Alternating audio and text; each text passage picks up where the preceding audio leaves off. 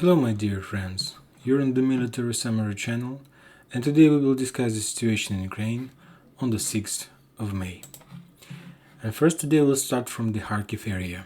As far as you can see, Ukrainian forces, they returned a lot of towns in this area. And this information is totally confirmed by the Russian sources.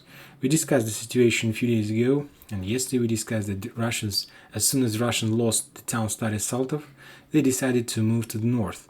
First of all, Russians, they're not holding there a lot of forces. There are just 7 battalion tactic groups in this area. And these forces is not enough to hold such a big territory.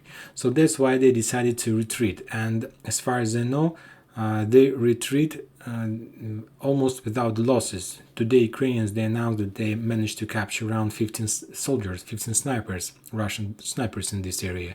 And now we can say that Ansirkuni, either Cherkasky, either all of these towns is totally under Ukrainian control. And according to some Russian sources, they're saying that the Russians now they're controlling just maybe around 8-10 kilometers buffer between the border and the Ukrainian forces. So let's calculate something like this. So we according to the Russian officials, they're saying that they're controlling like small buffer zone between Ukrainians and Russian Federation. And I think that they will continue control this area because town Vovchansk is very important, and I'm sure that Russian will do everything but not to allow Ukrainians to get here. Now we're moving to the south. We are moving to the Izium area. A few days ago we discussed about Ukrainian attempt to cross this river, Seversky Donetsk, with the pontoon bridges. And I told you that the Russians, they spotted those bridges and destroyed with artillery or maybe with drones. But today, Russian officials, they announced and they confirmed that Ukrainians, they did manage to cross this river. They managed to build pontoon bridge and to cross this river near town Protopopivka and near town Chepil. For example, the Russian sources, they told that the Ukrainian forces, the Ukrainian group that crossed the Seversky Donetsk river near the town Chepil, their main idea, their main plan to attack town Rudneve, this area. But the question is, how did they do this? How did they build the pontoon bridge? Also, it was very difficult to find this information, but I found this information on one of the Russian sources channel. They told that they built them not on the surface, not above the water, but Ukrainians, they understood that it's impossible because of the fact that those pontoon bridges were spotted by the could be spotted by the Russian drones. So that's why they decided to build pontoon bridges under the surface of the water. That allowed them to hide these pontoon bridges, and Russians, they didn't notice them. So that's why Ukrainians managed to drop some forces in direction of this forest. So for now, as we discussed yesterday and before, very heavy clashes in this area, in this forest, and more than that, Ukrainian forces, they now they have like even heavy armor and heavy equipment in this area. So we'll see what's next. Now let's move to the Mariupol. As you know, a few days ago, the Russians started storming operation on the Azovstal plant. In my previous video, I told you what is the better way, what is the better solution for such kind of operation. And we discussed, and I told you that first of all, the Russians, they need to establish control over this landfill. And first news we got from this area that Russians, they established control over this landfill, and now they control the entire surface of this plant. So at least Ukrainians, they don't have any chances to appear on the ground, and because they will be immediately spotted and they will be immediately covered with artillery. But we know that the ground is not the important part of this plant. The most important is its underground floors, and some sources are saying that this Azovstal plant can hold even the nuke strike. So it's very powerful plant, very fortified plant. It's a siege, underground siege. And this plant was built in the middle of the past century. and it was built in Soviet time. But the thing is, the first part of this storming operation was about taking control of this landfill, but even if you, as I told you, even if you control this territory, it doesn't mean that you are able to capture this plant because of a lot of floors, and as I repeat myself, it's a big siege. So what did the Russians do in this case? And I got this information not from the Russian sources. This information I got from Ukrainian side. When I heard this story from Ukrainian authority, first thing that came in my mind was the story about 300 Spartanians. He told that the Russians they didn't know how to enter this plant. They didn't know how to get inside this plant. They didn't know how to do this. They know how to establish control over the ground, but they didn't know how to get inside the plant. So they started to find a solution, how to get inside. And I told you that this is a very old plant. This plant was built in the middle of the past century. And the Russians, they found a person, engineer of this plant. As far as understood, it was like old engineer, and this engineer was responsible for the electricity lines, for electricity in this plant. And this engineer, he showed the Russians the secret pass how to get inside this plant, and he showed them the way how to get there. And of course, Russians, they used this pass and they attacked the soldiers in Azovstal in their back, underground, in their back, right inside of this Azovstal plant. So for now, as you know, there are heavy clashes there. Today there was another few evacuations from this area, so we'll see what's next. Now we're moving to the most important and the most hot place in this Donbas Arc operation. We're moving to the Liman Rubizhnoye area. This morning started from the very interesting news. As you see, the Russians, they updated this map. Yesterday, this forest was under Ukrainian control, or maybe it was even in the gray zone.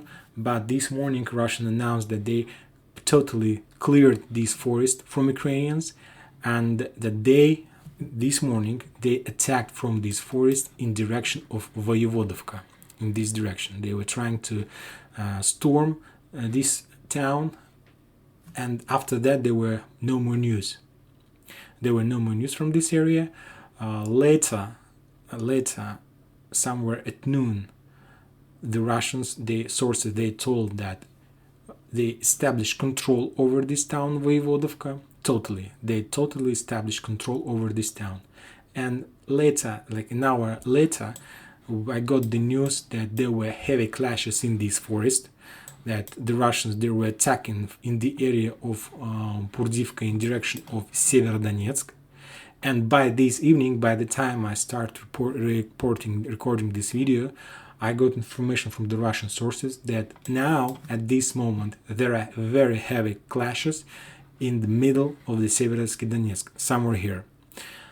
Military Russian sources, they said that it's impossible to establish control over entire town, over entire Severodonetsk.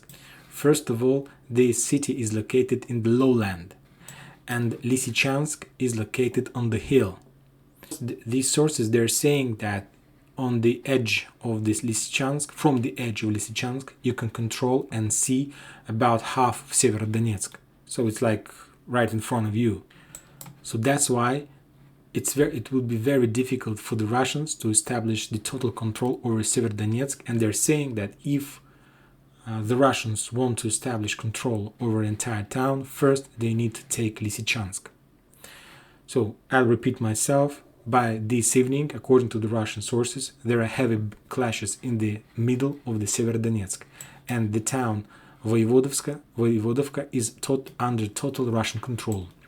Maybe there is some part in industrial zone of Rubizhnoye that's still under Ukrainians, but we'll see what's next.